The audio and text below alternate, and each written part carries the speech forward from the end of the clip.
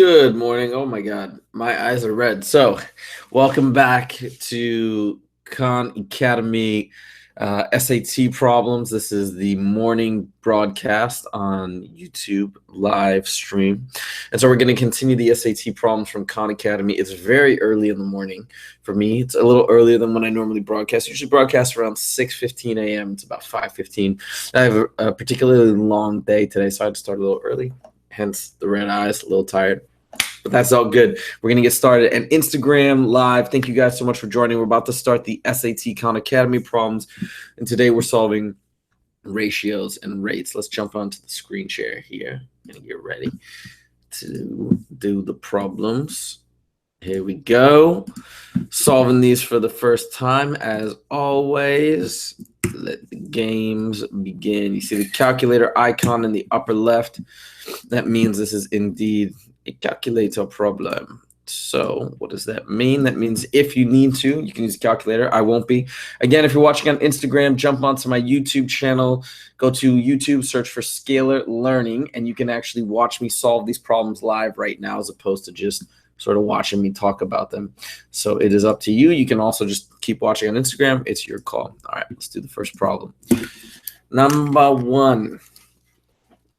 Zhang Li spent $20 during his last outing at the bowling alley. This included a one-time shoe rental fee of $3.50. So $20 includes $3.50. He spent the rest of the money on bowling a number of games. If it took Zhang Li 45 minutes to bowl each game, and he spent 2 hours and 15 minutes bowling, how much did it cost him per game? Okay.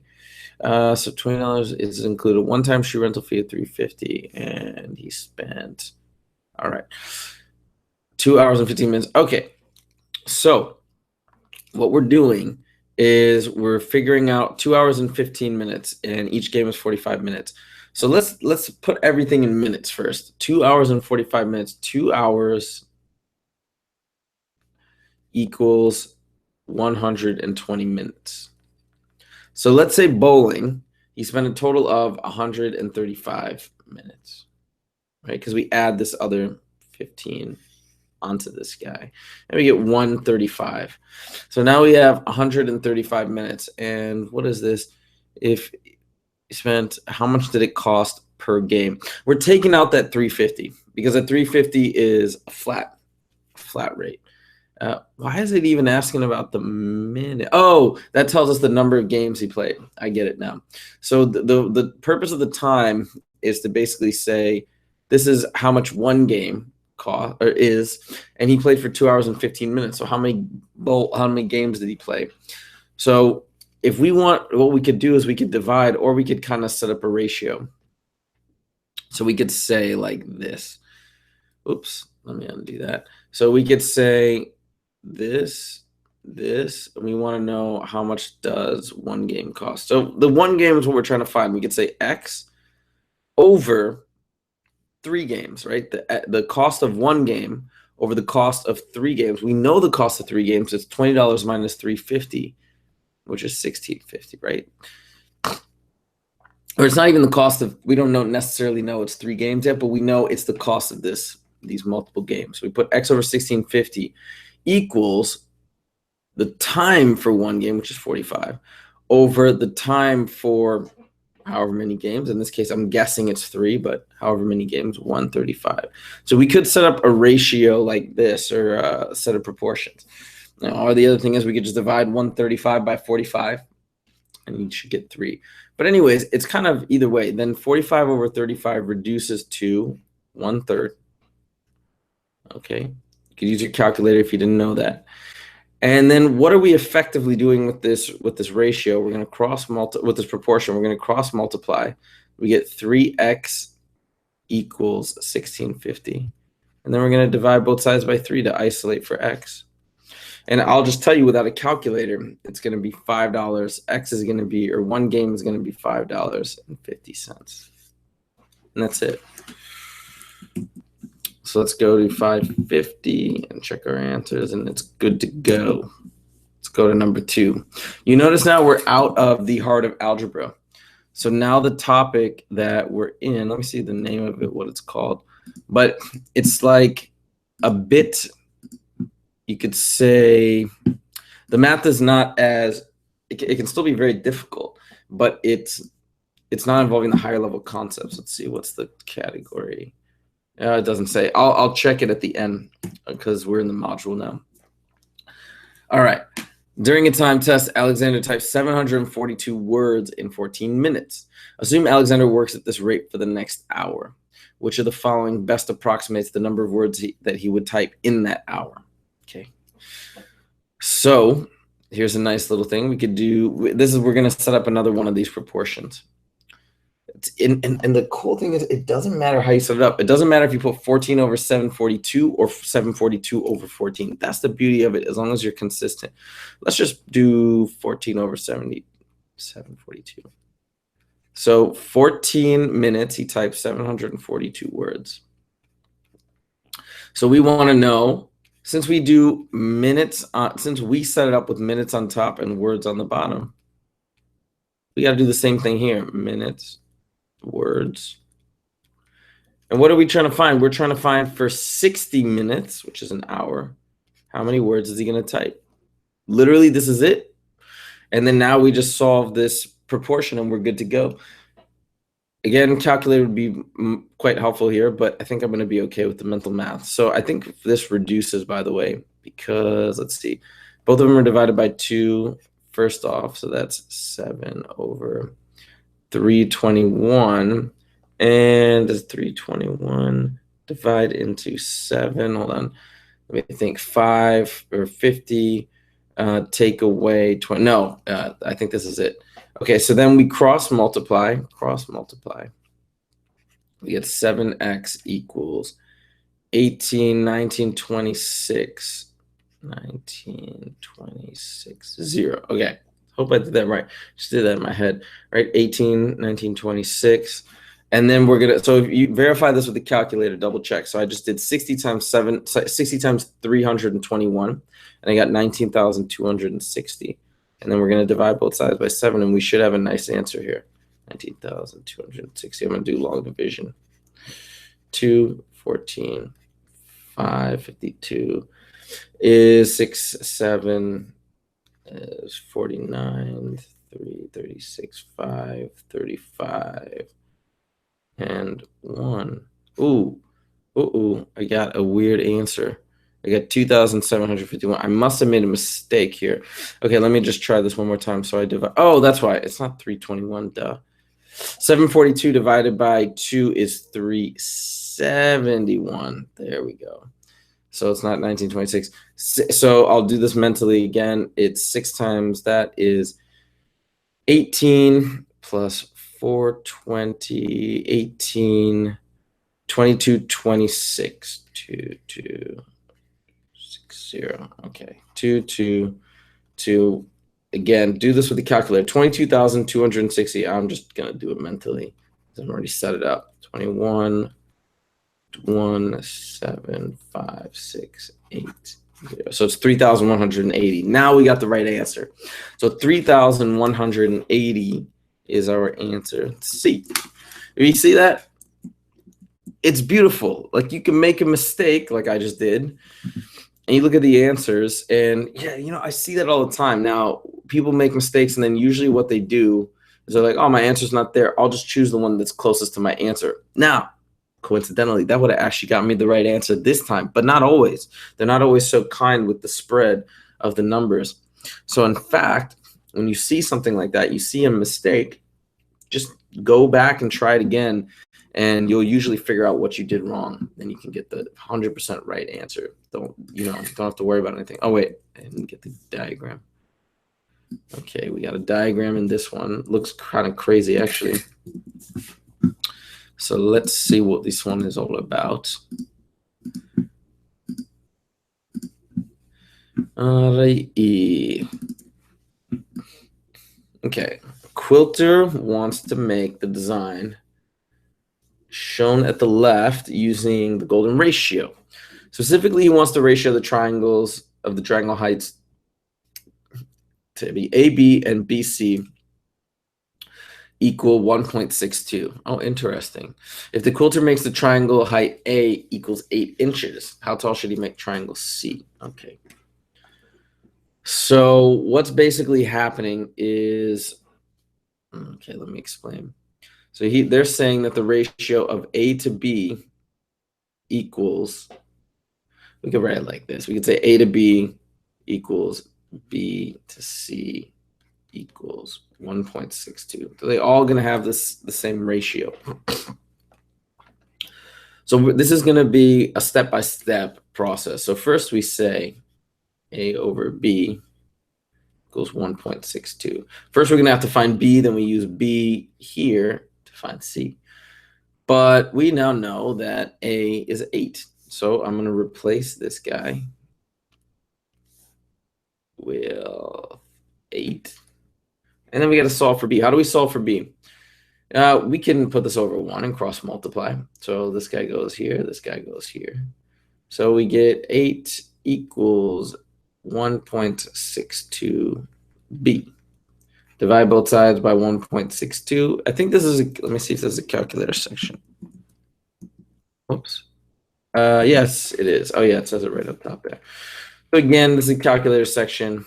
Probably be a much better idea to do this on the SAT with the calculator.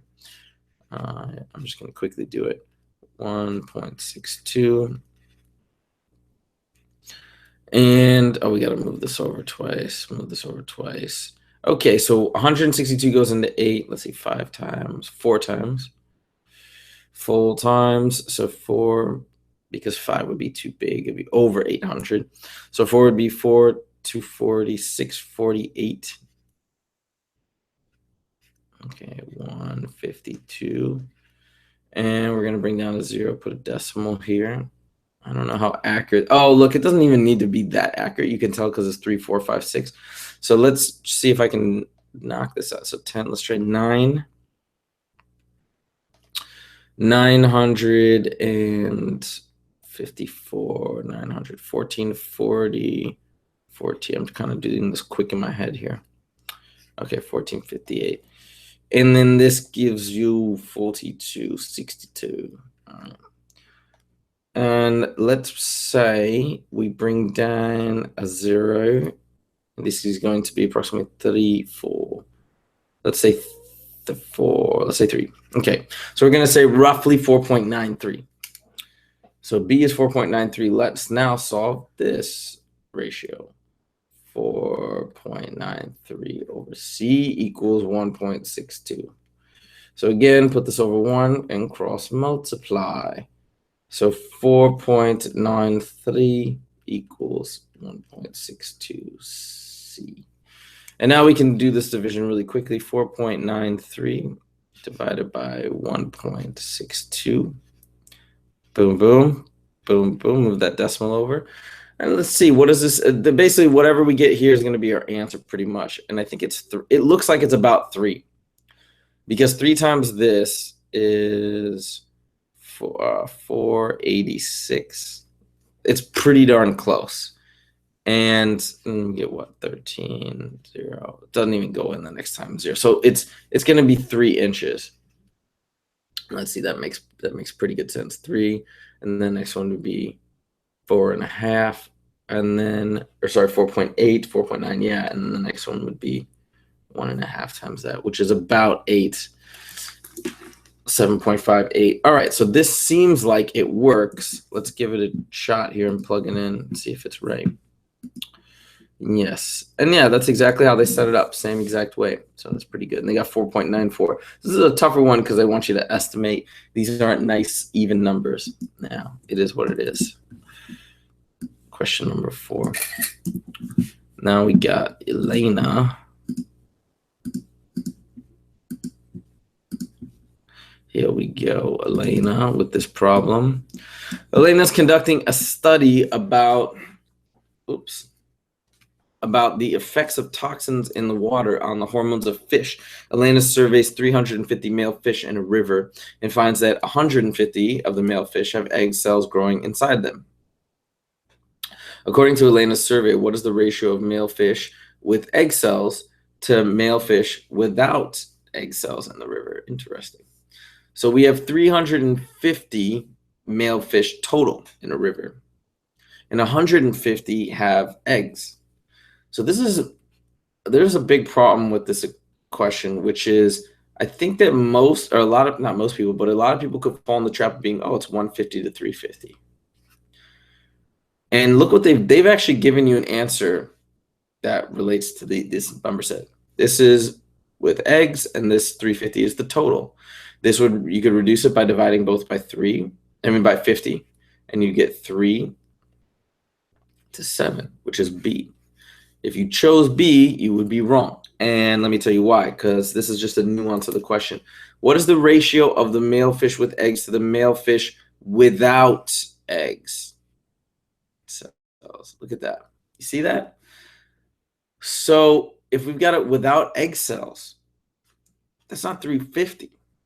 It's 350 minus 150. So there's 150 with eggs. There's 200 without. These two add up to 350. That's your ratio. And then now you can divide both of these by 50. 150 divided by 50 is 3.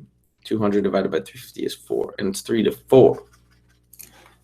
Now that is a potentially simple problem that is very tricky, has a lot of potential for a silly mistake, right? And look at their explanation, so short, because it's not a complex problem. It's just about reading. All right, we're on the last question. And if you guys are joining me on Instagram, again, we are solving SAT Khan Academy problems live. And I'm doing this on my YouTube channel. If you want to see the problems being solved, go to YouTube, search for Scalar Learning. You can jump on the live stream right now and join in the fun. It's a little harder on Instagram because you can't see what I'm doing. You can see me and just hear me talking about the problems. All right, the ratio of the amount of vitamin A in cow milk to the amount of vitamin A in goat milk is 3 to 4. So we'll say cow milk to goat milk. All right, it's always in order of the way that they state the animals or people, whatever object.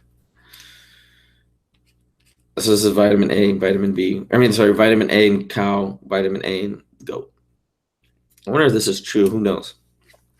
If a liter of cow milk, so now we put the vitamin A on this side.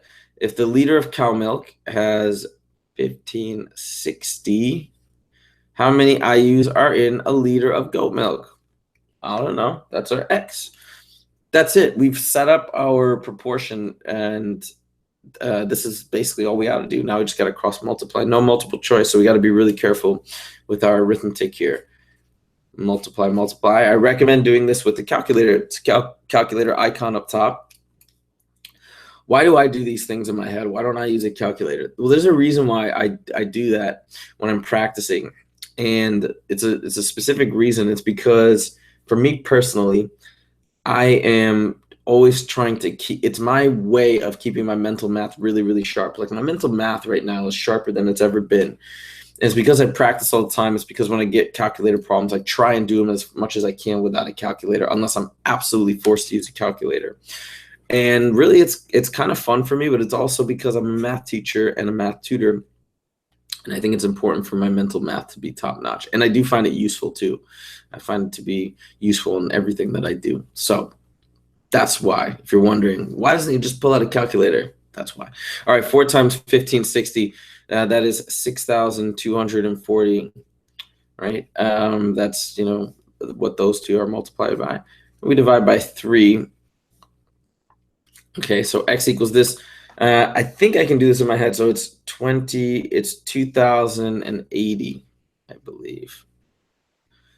Because this 3 times 2,000 is 6,000, 3 times 80 is 240. So that should be right. Let me try 2,080. Yes, it is correct. All right, so that's it. Let's go back to the screen share or turn off screen share. All right, so that was it. Those were the SAT Khan Academy problems live this morning.